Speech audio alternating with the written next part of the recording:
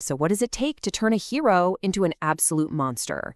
Today, we're jumping right into that moment for Macbeth. We're going to dissect Act 3, which is really the critical turning point where this celebrated warrior goes from a guy haunted by guilt to a full-blown tyrant who's actively looking for more people to kill. Okay, so just imagine it. Macbeth has done it. He's got everything he ever wanted. The crown is on his head. But here's the thing. This is exactly where the real trouble kicks off. I mean, getting power is one thing, but keeping it? Well, that turns out to be a whole different and way bloodier kind of game. And this line says it all. It perfectly captures his entire state of mind. Being the king, to be thus, it means absolutely nothing to him if he can't be safely thus.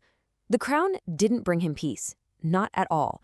It brought him this constant gnawing fear. And that paranoia? It's the engine that's going to drive all the bloodshed from here on out. You know, instead of actually, ruling, Macbeth's first move as king is just to obsess.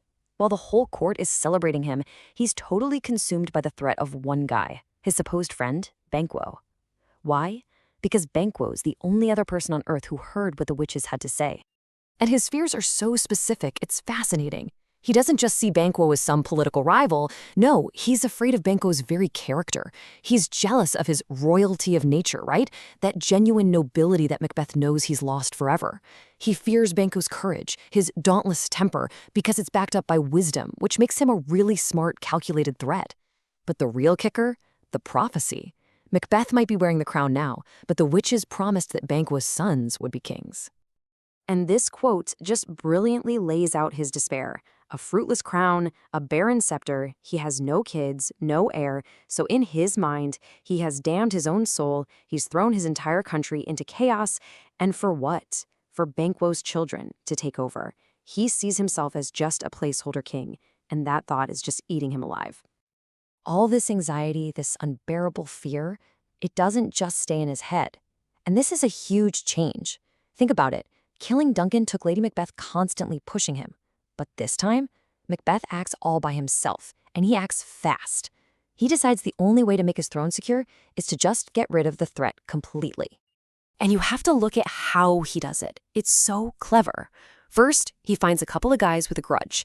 Then he convinces them that Banquo is the secret reason their lives are miserable. And then, and this is just masterful irony, he uses the exact same trick Lady Macbeth used on him. He questions their manhood to get them to do the dirty work. The student has officially become the master of manipulation. Later, in this really rare moment of honesty with his wife, he uses this incredible metaphor. He says killing Duncan was like scorching a snake. They've definitely hurt the threat, but they haven't killed it. It's just going to heal and come right back to bite them. The first murder didn't solve his problems. It just gave him a whole new list of nightmares. And this right here signals a massive power shift in their relationship. Back in Act 1, Lady Macbeth was calling all of the shots. She was the driving force. But now, Macbeth is in complete control. His paranoia has totally isolated him, even from her. He's taken that brutal philosophy she taught him, and he's run with it. He doesn't even need her help anymore. He actually keeps his plan to kill Banquo a secret, telling her to be innocent of the knowledge. He's the one dragging them deeper into the darkness now, and she's just along for the ride. So every new king needs to throw a big party, right? To show everyone how stable and great things are, Macbeth throws this huge banquet for all his lords. It's supposed to be his shining moment of triumph. But, well, his guilt has other plans. Just as the party's getting into full swing, one of the murderers sneaks in with an update. The good news? Banquo's dead. The terrible news? His son, Fleance, the kid the whole prophecy is about, got away. And with that one little piece of information, Macbeth's whole calm, kingly act just shatters. As he says himself, "Then comes my fit again."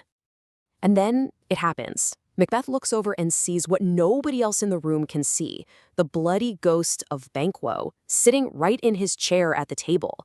And he just erupts. He starts screaming at this empty chair, at this terrifying vision his own guilt has cooked up. To all of his guests, their new king is having a complete and total public meltdown, screaming at thin air. Lady Macbeth, of course, scrambles to do damage control. She tries to play it off, telling the guests he's always been like this. She tells him this is the very painting of your fear.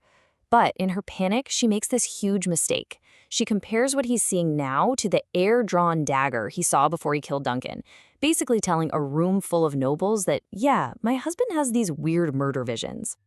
So yeah, the party is an absolute disaster. Lady Macbeth has to send everyone home. But the damage is done.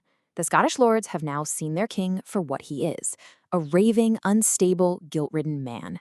Any illusion that he was a noble, worthy ruler? Gone. Forever. And this is the real point of no return. After everyone's gone, Macbeth delivers this chilling line. He imagines he's wading through a river of blood, and he realizes he stepped in so far that trying to go back would be just as hard and just as messy as just continuing to the other side. So he decides to keep going forward. The tone isn't regretful anymore, it's just this grim, terrible resolve. And from that dark place, he basically makes a tyrant's to-do list. First, he's going to go back to the witches to find out the absolute worst that can happen. Second, he's already got his next target in mind, Macduff, because he dared to skip the party. And his new philosophy? Act on violent thoughts immediately. Don't even think about it. His final words in the act are absolutely terrifying. He says they are yet but young indeed. In other words, you think this was bad? We're just getting started. So let's just trace this horrifying journey one more time. He starts out as a celebrated, noble hero. Then he becomes a killer, but one who is literally sick with regret and horror at what he's done. But by the time Act 3 is over, that guy is gone. He has transformed completely into a paranoid tyrant who now kills not for ambition, but out of a desperate, bloody fear of losing everything. Which leaves us with this really haunting question. You see, his vaulting ambition is what started all this, sure. But it was paranoia that truly forged him into a monster. And it makes you wonder, once you decide that any action is justified to get or keep what you want, can that cycle of violence ever really be stopped? Or is a violent, tragic end the only possible way out?